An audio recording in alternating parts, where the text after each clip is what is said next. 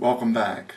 We are finally to the stage of performing what every group wants to do to optimize their function, to do the best they can do, to achieve the purpose for which they exist. As with all the other videos in this series, I hope that you have seen the previous videos. They really are foundational, and I encourage you to watch that content that we will not cover again here. And as with the other videos, there's positive and negative significance in this stage, even though it's the optimal stage. Let's take a look. Some of the significance of performing is positive accomplishment, of course, but also the negative dynamic of sacrifice. You may remember from the previous video that I talked about individuals submitting or subjugating their individual goals and passions for the better or greater good of the group. Now, depending on the nature of the group and how long it exists, those submissions have now become personal sacrifices, especially if the group exists for a long time. If you're talking about family, if you're talking about people who have worked together for years and years and years, if you're talking about a leisure club that is also met for years and years, it becomes, and I'm not going to talk so much about the positives of accomplishment, that's self-evident, but the negatives of sacrifice might not be as evident as time goes on, especially when the group and individuals to different degrees experience great success. There's an expectation. You just have to set aside those things that you want to accomplish for yourself. I know that family time is important, but look at how much we're accomplishing as an office. Or on the other side, I know that your work is important, but look how well our family is doing. And it can apply to any type of group, especially if the group exists for a long time. So we need to, again, as I said in previous videos, reflect back on what it was like for us in other groups where we've already been through this. Consider both the positive accomplishment and the negative sacrifice in those established roles in your past neighborhoods, your past family, your past work or social group, etc. Reflect back on the times that you did this well and that you got through it. You remember what it was like to succeed and just feel an incredible momentum and synergy and power and unity, and it was so freeing and it was amazing.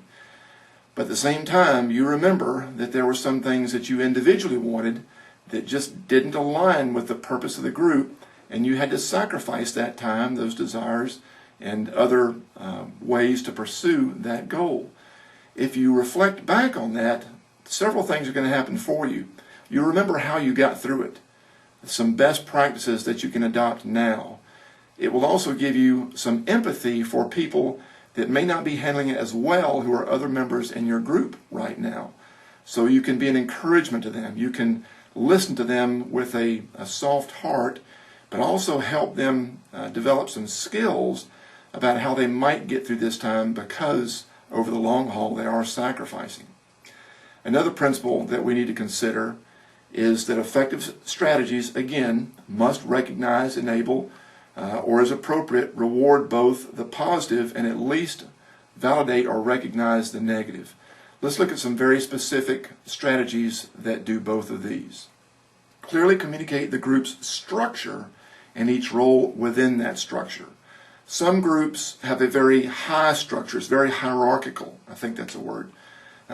Somebody is responsible for certain subordinates who have certain subordinates who have certain subordinates, maybe a patriarchal or a matriarchal family, an organization at work, a very tall structure. Even leisure teams can have special coaches and a first-line coach and a head coach and an owner if that's a professional team, just as one example. So what type of structure does your group have? Is it very flat, where everybody really has the same authority and voice and power, and there's not really any leader? Is it more of a hybrid or a blend? Is it decentralized, where everybody is given specific tasks to accomplish and they have authority and power and voice and responsibilities that are separate, and they're held together by some spoken or unspoken, written or unwritten policies, bylaws, understandings, goals, but they are really kind of in charge of their own area? And it's not flat and it's not high because the areas are so different. We need to understand the structure of our group. A lot of groups don't understand it because it's not stated. They think more about the content of their goal, and they don't articulate as clearly what the structure is. And individuals within the group may say, oh, this is a flat group. And somebody else looks at him and says, what do you mean this is a flat group? I work for you, right? You're my go-to guy to help me get the things I need to kind of tell me what's my priority of work or to support me when I need something. And they might look back and say, no, we're peers. And vice versa. Somebody else might say, hey, you work for me. I'm the one who kind of sets the priorities for you, and you have to go through me before you get to the next guy. So the structure of our group is very, very important. Is it thin? Is it broad?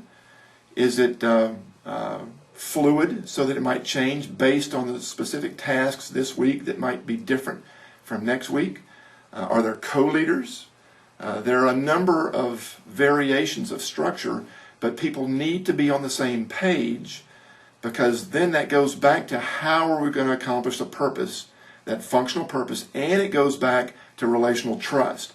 If you are over me, I need to know that you understand my responsibilities, that you support me, that I can go to you when I need things. If I'm over you, I need to know that when I say something to you, you're going to take it seriously and give me feedback. If you're not clear, we're going to work together, but I'm your boss. Everybody needs to be on the same sheet of music. If they're not, the orchestra is going to sound like chaos. Another strategy is to support each other with our unique tools that enable group progress and trust. When we talk about optimal performance, that we're really doing well, part of the reason that we're doing well is because each individual's uniqueness is being employed.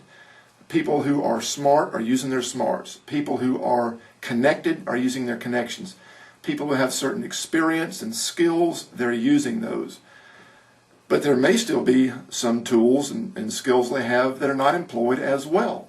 We need to depend on each other, be honest about our deficits, not take each other for granted. Ooh, that's a big one. Especially if the group has existed for a long time and you have gotten really good at something, or you depend on somebody else who's really good at something, we can begin to label that person by their function. They are valuable because they ... We need to make sure that we validate people as more than their functional worth, but their human worth. That goes back to trust. Otherwise, people begin to perceive that we are using them, or we begin to perceive that they are using us for our skills and abilities instead of really valuing us as a human being. If I go in the hospital today and I can't do anything, do you still value me? Will you show up and visit me? Will you call me? Or will you forget about me in a couple of weeks because I can't help the group? That goes back to trust. So we need to know each other's tools and skills and use those to depend on each other, and at the same time remember that there are people on the other side of those skills. A third strategy is to regularly celebrate specifics related to functional progress and specifics related to relational trust. For that group to get together occasionally, formally or informally, and to say specifically what somebody has done well, a particular task, some way that they treated somebody else in a positive and helpful way within the group, the family, the office, whatever, to show each other this is what right looks like, and it did not go unnoticed. And the more specific we can be, the more they take it seriously, because that proves to them we were really watching. That did not go unnoticed. That is important. And when we can give detail, it enables other people in the group to have a better understanding of how they might succeed in similar ways, what is really helpful to the group, what really builds trust. And we have to be intentional to do that, because again, especially when a group has existed for a long time, there becomes an expectation. That's just your job. Of course you're making an A+ in this particular task or program. That's who you are. That's what you've always been. That's what you always do. Just keep doing it. I heard a joke a while back that a man and his wife were sitting at the breakfast table, and he was reading the paper. They're elderly couple, and his wife pulls the paper down, and says, do you love me? And the husband says, honey, I told you 50 years ago when we got married I loved you. If I change my mind, I'll let you know.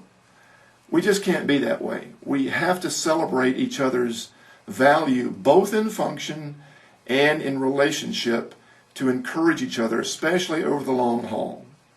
One last strategy is to help individuals with residual norming and storming without stalling the group. I alluded to this one last time, just about storming, but now we've gone beyond that and norming as well. Even though most of the group is performing, and to look at the group, we might say that everybody is performing. But there are some who are still storming inside. They still have inner conflicts. They still have interpersonal conflicts. Now, they might have kind of pushed them down because they realize that it's only them and a few others and everybody else is doing super well, and so they're embarrassed, or so there's some positive peer pressure. And we might initially think, or naturally think, hey, that's good. Our positive peer pressure is keeping down their conflict. But like any infection under the skin, if it's not brought out and cleansed and stitched up, it doesn't heal. It becomes gangrenous. I think that's a word. So we need to help people who are still storming. We need to help people who are still norming. Some people who are still in process, how are we going to communicate? Tell me again. Do you want me to talk to you face to face, or would you prefer a phone call? Would you rather have a text? And that sounds like I'm just talking about office relationships. I'm talking about family relationships. I'm talking about social relationships. Because some people really prefer a phone call or a text because they can read a text later at their convenience, or a phone call they can take wherever they are, or face-to-face is more personal. Different aspects of those venues of communication will have greater or lesser importance to certain individuals. So we have to help them who are still norming, not just about communications, but about strategies to move forward, about objectives toward the goal, about their specific roles. They may not be storming, but they may not be completely clear on the norming. How are we moving forward? How do I fit into this unit? Who are you to me? Not with a fearful or angry tone, but just a question, because they're still norming, and we've got to help them with that. So, performing the height of group formation, but still needs attention. Just because we're doing our best doesn't mean that we can kind of kick back and let it glide. We need to be intentional about some specific strategies to continue to do our best, because at some point we adjourn or leave the group, whether that's because an older child gets married and they leave the home, somebody retires or moves away and they leave the job, somebody passes away in your neighborhood and gets sick and dies. We adjourn, which is the last stage, and we will cover that next week. Hope to see you then.